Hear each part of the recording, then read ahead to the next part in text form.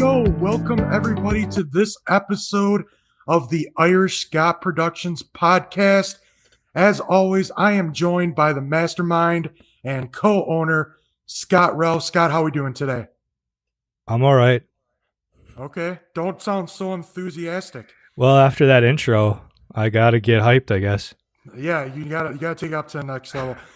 Well, ladies and gentlemen, today we are joined by a special guest. He's a DJ by night, motivational speaker, educator by day. He is Central Wisconsin's Mr. Rogers. He's in everybody's neighborhood. Please welcome the myth, but mostly the legend, the one, the only talented Josh Duwe. Josh, how are we doing today? Well, I'm smiling now here since I got that kind of an introduction. I should hang out with you guys more often. Yeah, man. Why don't you? Yeah. Yeah, doing great. Just enjoying a little Wisconsin winter here. Yeah, I don't know about enjoying, but I guess we'll get through. So, Josh, welcome to the podcast. First time joining us. We thank you for that. Thanks for coming on, man.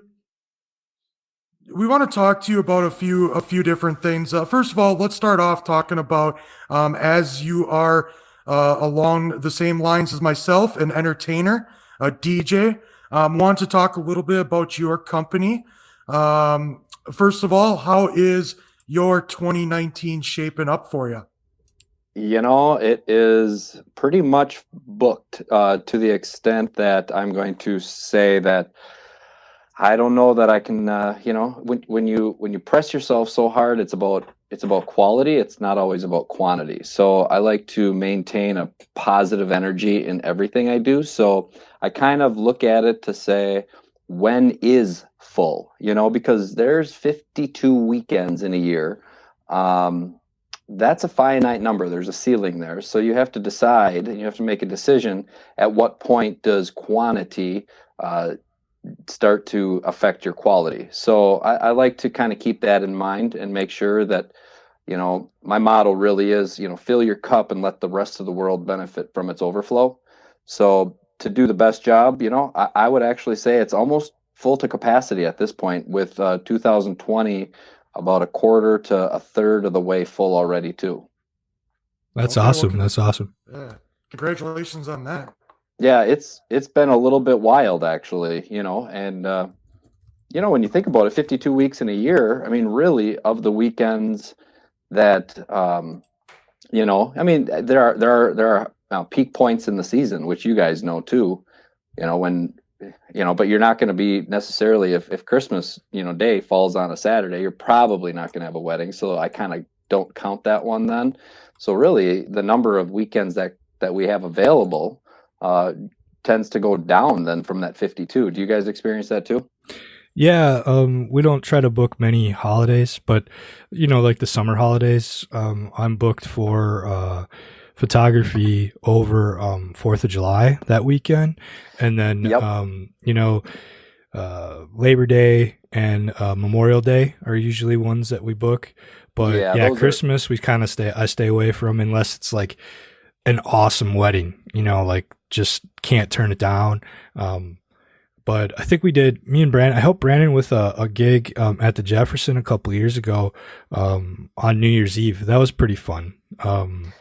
Yep, there are certain holidays that, like you said too, that people, there's a tendency for people to stay away from. Like Easter is another one, at least in the community I've been used to, is you don't have a lot of Easter Sundays that you have to wake up after packing up the night before.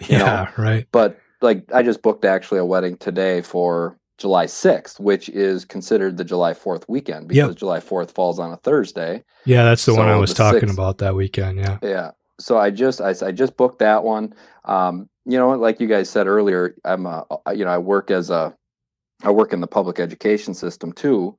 So there's a holiday that's called Labor Day, which we all prepare, and we've got in-services. And not only do I work. Actually, I just did a gig, motivational speaking experience, which was really awesome. It was a lot of fun for a high school. And when you start looking at like Labor Day and the startup of school, and then, as a teacher too in the public education system, DJing proms and stuff like that, trying to bring a positive experience for students. We get that Labor Day is kind of a weekend where you do get people calling, but I have to be really careful that because like you said, if you're going 12, maybe 15, 17 weeks straight, like Brandon does, like 20 weeks straight. I think he's at like 40 weddings this year or something like that. Yeah. That's just like, at what point, and that's just personally for me, I have to say where's the fine line between quantity and quality? Because I think that you really have to, if you're taking care of yourself and taking care of your customer, I should actually say it this way. If you're taking care of your client, you are taking care of yourself, because imagine this, you're going in for like a hip surgery or a heart surgery, and it's on Tuesday morning, or if it's on Wednesday morning. Well, you talk to the doctor and you say, "Hey, what are you doing Monday night?" It's the night before. "Yeah, we got our annual Christmas party. I think I'm gonna probably be up late." And I mean, you start to say, at what point, you know what I mean? I'm like, yeah, right. If you're tired, how effective can you be in your energy? Because it's all about the energy. It's about the energy you bring to the experience. It's also knowing when to say no. Brandon and I kind of had a conversation about that the other day. Is just knowing when to say no, even though you like doing it so much, and it is the off season right now. We're just thinking about, I really want to get into what we do. Like I'm just chomping at the bit to shoot a wedding, and I'm all energized to do it like right now in February, March. But when it comes to June, July, August, September, October, when you're in the thick of it, you're going, why didn't I just say no back then? There's actually a coaching principle on that, which is really interesting, is that the goal is to be able to think far enough into the future so that you can make the best decision for your client and yourself.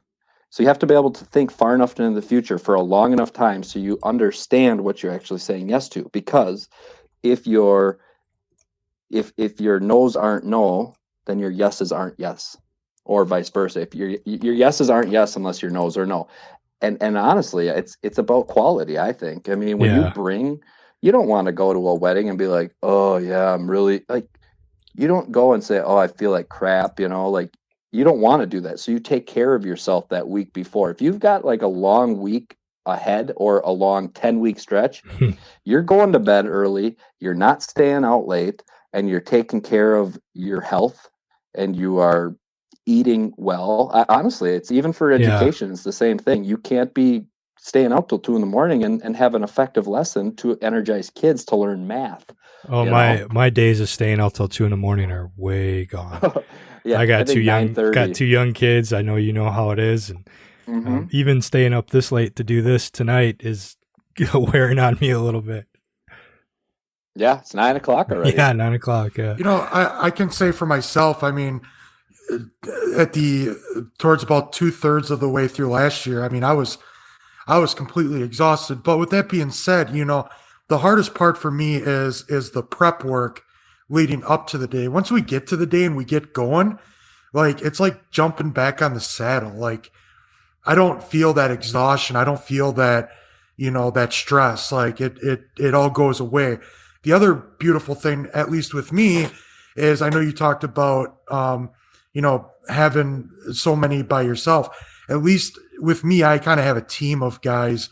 So not everything is solely put on my shoulders. I have some guys that I can turn to if I'm starting to feel that exhaustion. I can turn to them to help me with those events and set up and prep and all that good stuff. Yeah, I think that there's I think the real kicker, the real benefit, I think, is the adrenaline. Yeah, the excitement, because like you said, it's the prep work. I mean, people don't see they don't see behind the scenes so much. They don't see your prepping. You don't see the what actually goes on to make the production, good. I mean, anytime if it looks easy, then they've done a good job. So anytime So you're telling me that you're not a DJ that just shows up and pushes buttons? No, yeah, it's not even a, you know what, to be honest with you, I would go, I might go out on a limb here, but I'm going to say, playing the music is maybe 15% of the job. Yeah, I would say that too, even though I don't DJ, but from what I've seen is emceeing is a big part of it. Really keeping the crowd into it, that's another big part of it. And I think the biggest for, and I've talked to 3 clients tonight, and every one of my clients I talked to, my big thing that I hit on over and over again is communication. Yeah. It's so surprising the number of companies or people that I've talked to that have had other entertainment for their events, and they're like, yeah, we sent an email and they didn't get back to us for a week, or we tried calling and they didn't get back to us for 3-4 days, and then they just told me to send the sheet back to them. And it's like, well, you're I mean, and I've talked this about on other podcasts, like, this is, in my opinion, and I would say probably a good majority of people's opinions, this is the most important day of a couple's life, with the exception of maybe a newborn child. Yeah. Like, how are you going to put it? Yeah, and let me clarify what I mean. Music is 15%. Now, good music is very important. Don't get me wrong on that. But I think when you have a performer that engages personally with over 250 people in the course of 8 hours. Now, this is high interaction. And you can even look at the number one fear people have is public speaking. Yeah. So you start putting that together. Now when I'm talking about music is 15%, I'm not talking about what kind of music I'm playing. I'm talking about the job of, I have to play the song. That's not even on my radar. Yeah. Because the music is good. Don't get me wrong. I mean, everybody can find a time to sing, Africa by Toto if you got the right crowd, right? It's a great song. The thing I was getting at is, when I walk away from a wedding and I'm not doing it with yourself or Brandon or whoever, the other DJs, I always gauge them on what their presence is like.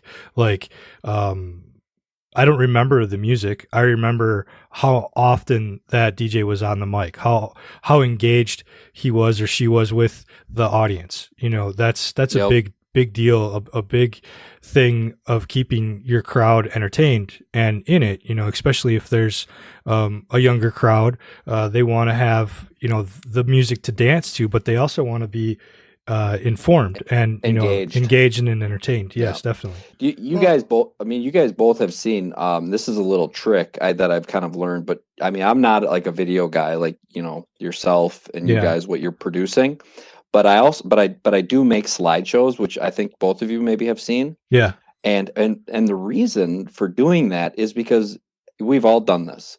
You're the DJ, your sole job is to, play music and entertain and just kind of MC the itinerary and just make sure everything runs smoothly.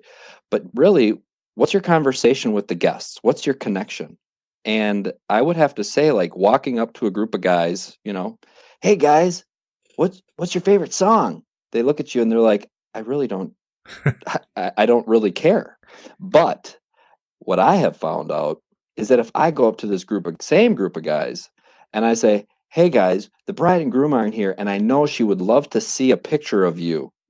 Can I get a picture of you? And I get like a picture, or I get a little video, and I just do it. It's my way of engaging that group of guys, a group of 8 guys, which are hanging around. They don't otherwise necessarily want to talk to me because I'm just a dude, I'm just a DJ. So guess what they do though? When I say, can I take your picture? They start laughing, they start enjoying themselves, and boom, you just have made an engagement with 8 people who will remember you because they remember how you make them feel, not what you say. And then, you know what I'm saying? Like, then you get this video put together and you have it on the video, you give it to the bride and groom, and they say, oh my gosh, I didn't see that picture, and maybe the photographer got it, but maybe the photographer didn't too. You know what I mean? So as a DJ too, there's just so many different ways to engage people that you don't have to be a master just to engage. It's the master of engagement. Yeah. I think it's creating that personal touch. Now you found a way to do it by doing that, and other people find other ways to do it.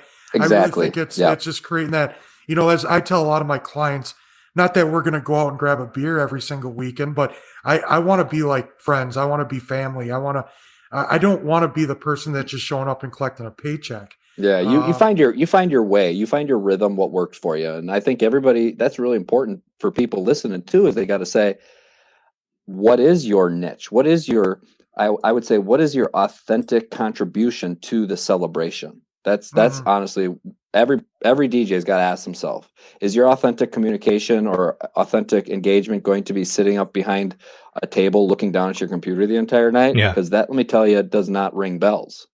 No, definitely not. You can't teach that way in the classroom. No. You have to you have to present, and it's actually fun. But there's a lot of fear, because that's the number one fear is public engagement and social interaction. People have a fear around a public speaking engagement. I mean, can you go up and talk to anybody just about and just be like, I don't know you, but I'm going to talk to you? I can, but I don't like doing it. Well, it's, you know what though? You don't have to be great to start, but you got to start to be great, Yeah. Yeah. I mean, that with my day job and doing video and photography I've gotten better at it, I think. And then, the thought behind this podcast was to start it because it scares me. You know what I mean? Like, exactly. I'm not an engaging person by nature. So, working on this and doing this is going to help. Talking to people like yourself and everyone I have talked to leading up to you, I think is helping. It can only help. I'll tell you. So in my and you guys mentioned the motivational speaking. So yeah, I've done about 5 gigs where I've used lighting and music to engage, kids K-5, kindergarten through 5th grade. And I do like these celebrations, get them clapping, and I use music and lighting. So I'm kind of DJing, but I'm also teaching these principles, which are success principles. So in the background, I actually work as a Canfield Success Coach, kind of, in the coaching industry. So I claim it as a success coach. So it's an industry of life coaching that works. But what I want to say is just tack on to what you just said is become comfortable being uncomfortable. Yeah. And so you guys recently saw my assembly that I did, and it was for 1,000 students. And you know what? I've never done it. And it really made me experience like this, so I prepared for 2 months for this thing. Wow. And I mean, I had everything dialed into where the lights were going to be programmed at this time, what beach balls are going to be going. And honestly, I would say it didn't freak me out to teach lessons because I've taught enough. So I just thought of it as a classroom of 1,000 kids, but I had to entertain them for an hour and 10 minutes.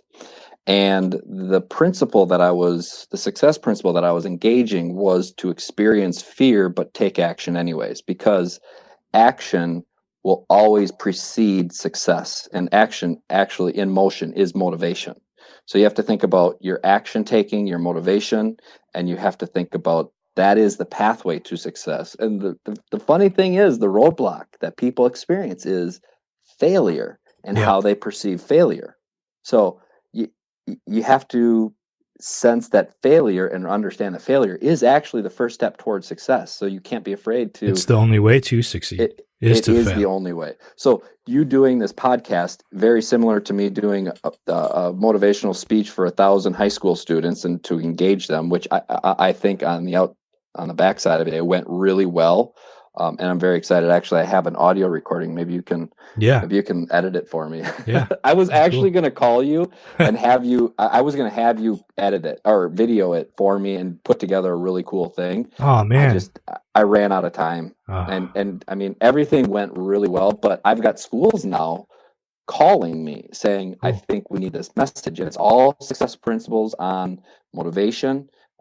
It's based off Jack Canfield. So Jack Canfield has a success coaching it's called Principles of Success Certified Training Program, which I worked through. And now my goal really is to bring that to about 10,000 students a year. And I would love to do, this is like DJing. Yeah. But it's saying I'm going to use that platform of DJing and to really make a difference in lives of people. And I honestly I know it's exactly what Brandon, you're doing. I know it's what you're doing, Scott. But we have to experience the fear and we have to take action. Yeah. Because there's no other way. You have to just be like, I might get stuck. Yeah, I can be your Mr. McFeely to your Mr. Rogers. Yeah. Yeah. Like you're picking up what I'm putting down, right? Yeah, definitely. Oh, that's too good. Yeah, it's funny you talk about the failure, and I've known some people who are so afraid to fail, they don't progress. Yep. And it's kind of a shame because they can be great, but they're afraid to fail and have people think what they think, or they feel that someone's going to think something about them or not be happy with them. So they don't even try to fail. It's such a... the hang up there is the conversation. We could do an entire talk on this. Is consider this. You think what they think. And honestly, most people don't even know what they think themselves. So how could they even be accurate in thinking that they actually are accurate in thinking what somebody else is thinking? Like, honestly, the emotional. So you can spiral up or you can spiral down. And the long story is, or long story short is, you choose your reality based on you think. And it goes back to that book, As a Man Thinketh, So Shall Become His Reality. So if you worry about what people think, what matters is what you think. So you bring your A game. You say, this is my A game. This is my best game. And honestly, there's nothing more that, it just is. And if you believe it, let me tell you something. People will sense it. People will experience it. And people will say, I am very happy that I selected you to take part in one of my most important days of my life. Mm-hmm. Yeah, definitely. You know what I mean? It's like you have the confidence. And you know how you build confidence is you survive risk. That's it. You just have to continually take risks and say, I'm gonna survive. Oh, I missed that one, but I'm gonna survive. And you don't let it get you down. Right. And that's what makes, I think that's how you go from good to great. And that's what all the people are saying. Stephen Covey, Brian Tracy, Jack Canfield, Tony Robbins, all these guys. Will Smith says, fail forward and fail fast. Fail often. Think about what he's saying. Fail often. Yeah. Fail forward and fail often. Like, what is he saying there? And this guy is very successful. It doesn't matter if you're in the DJ realm. It doesn't matter if you're in the nursing practice. You have to fail forward and fail often. And it sounds kind of funny, but don't be afraid.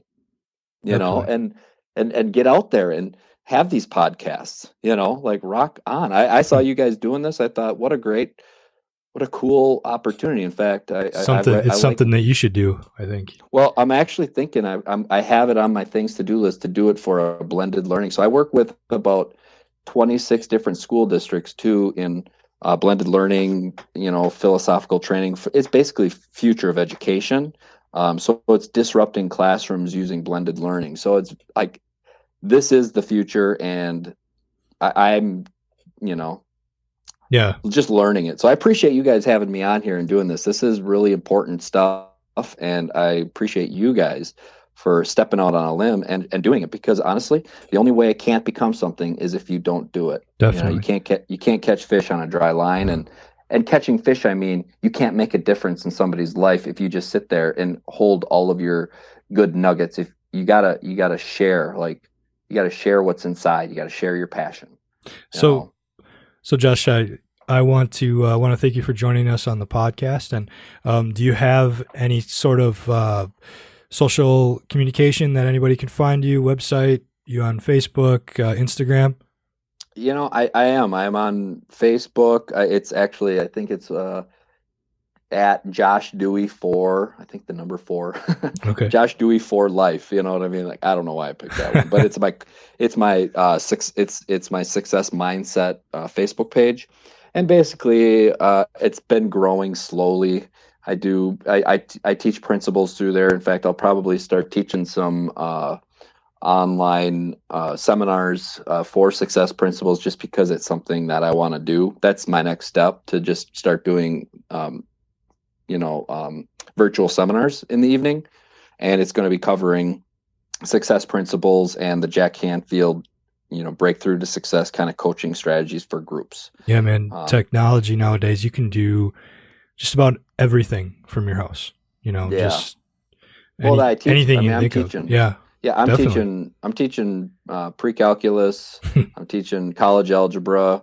I'm doing all that to about, I've got a school of about 1,055 have been served this year, so ongoing about 1,000 students statewide, and that's just the start of it. I mean, let me tell you, that's just teaching math, and then leadership. I teach the success principles to the leadership courses, and just fun. I really want to get into the coaching. So my Josh Duwe Facebook page is really supporting my coaching endeavor, because I feel like, I have a coach and I work with my coach daily. I just am fortunate enough where I kind of scheduled it so I do 15 to 20 minute intervals versus, 2 hour or 1 hour, weekly or bi-weekly. So I just have a different setup. But typically when I'm coaching somebody, I'll coach bi-weekly for 1 hour.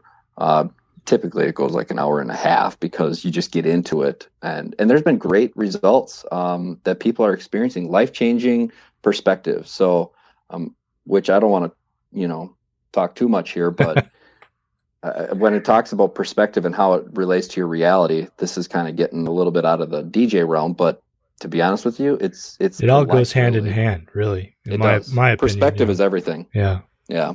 So Josh, when you become the next Tony Robbins, just remember where you got your first podcast start. Oh yeah. I got to figure, the problem is I can't learn things fast enough. I can't learn, like I'm like, it gets harder as you get older. Definitely. Well, it's just like, I've got probably 10 different softwares I'm learning right now. And I'm looking at your software that you're using for this podcast. I'm like, I got to learn to use this app, like I'm like totally tuned in, like, you know what I mean? Yeah, that was great. When it comes to DJing, I was thinking about this podcast too, and I wanted to, I was snowblowing, of course. We got 14. Yes, so was I. Definitely. 20 inches of snow. I've got like 10 hours of snow blowing if I want to do it right. But I was thinking we should talk about, like, have you ever DJ'd during a huge snowstorm and you come out, it's 12:30 and you have to pack up all this, like, $20,000 worth of gear and not screw up, water and technology don't make. I was thinking about that. I'm like, I would hate to be having to take down right now. I haven't DJ'd in a snowstorm, but I know who has DJ'd in a rainstorm, and I'm talking to him right now. So Brandon, you know what's up. No, you do. Oh, yeah. Don't you remember that one?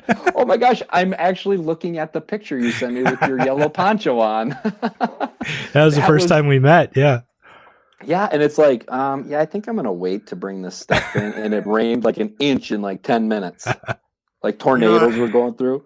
I can't say I've DJ'd in a snowstorm per se, but I do remember a time I was with Scott at a casino and we came out after being at a that was in high school, wasn't it?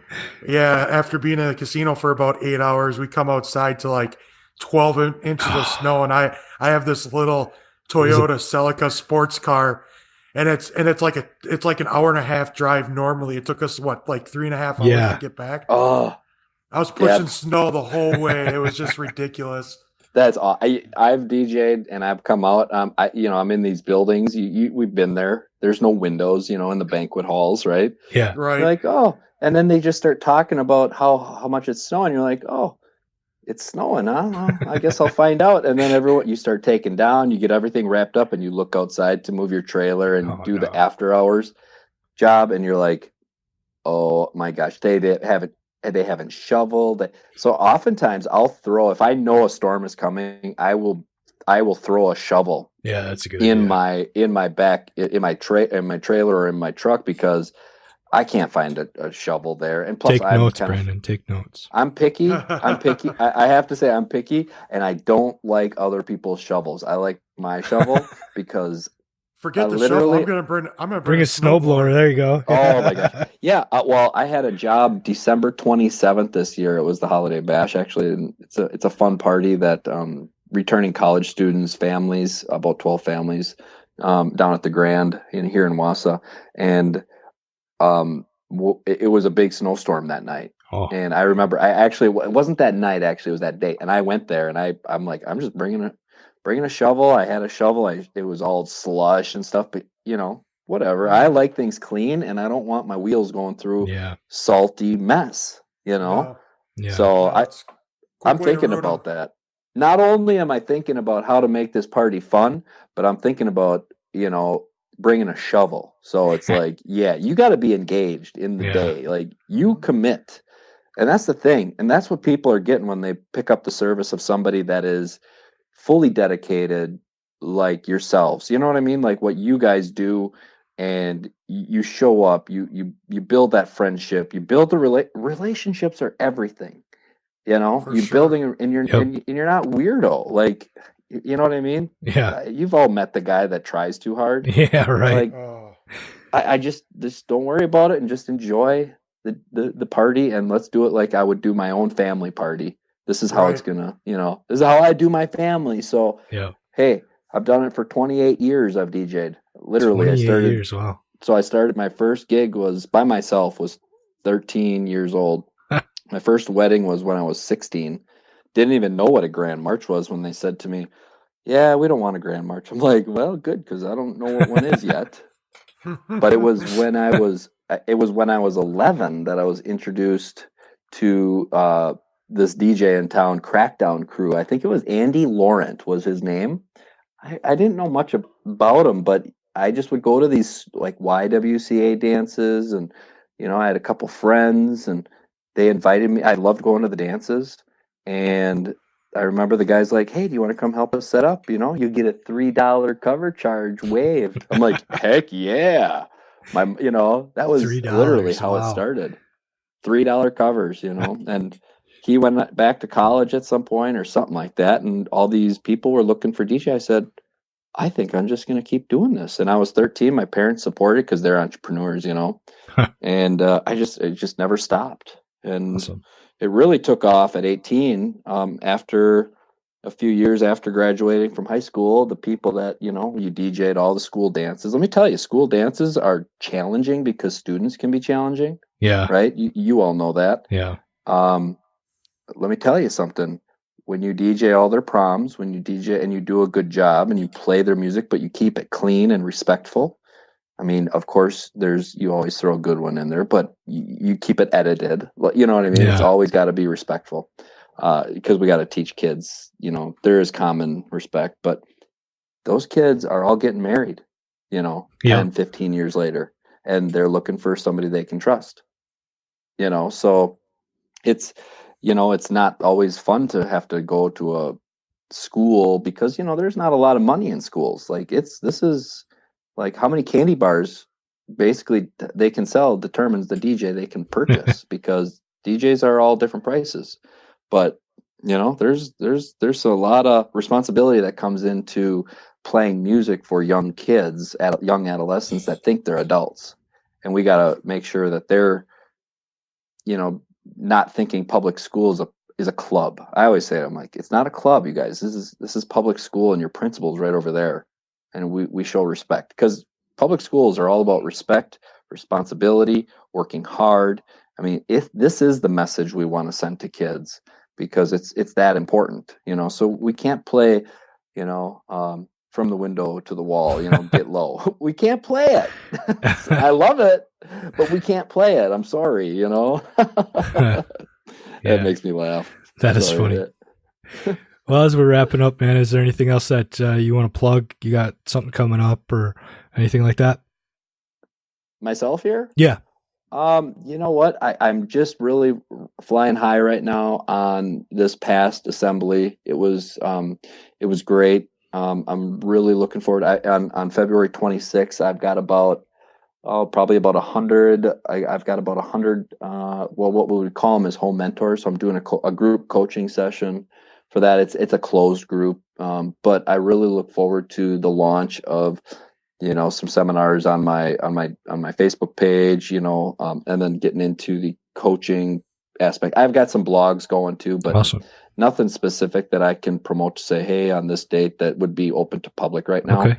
So right now everything is all closed groups, but I really look forward to opening up that can to the general public, because I feel there's a need that people need to tune into the simple truths, because there's a lot of people struggling, and honestly, stepping into your fear and taking action is a big part. So I guess I would close on, you don't have to be great to start, but you got to start to be great. Definitely. And whatever you focus on expands. I mean, that's literally, it's simple but not easy, Yeah. So a lot of little sayings, but they have a lot of they hold a lot of weight in personal success. Whether it's DJing, whether it's education, whether it's student apathy, whether it's starting a podcast. Definitely. What I mean? Like, rock on. You know exactly what I'm talking about. Yeah. You feel it. But some people don't even know that it exists. They don't know that they can choose, and they're sitting there living by default versus by, rather than by design. Yeah. So it takes your 20s to figure out what you want to do. It takes your 30s to do what you want to do, and hopefully in your 40s and 50s you're a master of what you want to do. That's what I usually say. Yeah, you know what? And with a coach, like with what my goal is with a coach, you can probably cut that time in half. Yeah. So you can really speed up the time, because otherwise you're just figuring it out as you go. So with a coach, every time with a coach, you get better faster. Just go watch like a pool player coach, somebody coach pool. Like, you can get better at pool playing very quick. So just think about life and your success. With a coach, you can get there in half the time. And people, let me tell you, it really makes a difference. So if I were to promote anything, I guess that's kind of what my passion is, but I just haven't found the platform yet to, I think so you found you it, guys actually. Yeah, I appreciate you guys having me on here to give myself an opportunity to, chat with you. I really respect what both of you do, and I look up to the dedication. I look up to your effort that you put into everything. So I think anybody that goes with you in future jobs is not making any mistake at all. And likewise, if they go with me, I don't feel like they're making any mistake, and they can completely trust the fact that they are going to get quality and nothing less. You know what I mean? That's how I feel, and I really respect you guys for that. So thank you for having me on here. We appreciate it. And that will conclude this episode of the Irish Scott Productions podcast. We appreciate everyone joining us today. And thanks to Josh for coming on and giving us all that wonderful insight. Keep your eyes open. We will be dropping more podcasts in the near future. Other than that, everybody stay warm, and we will see you soon. Thanks.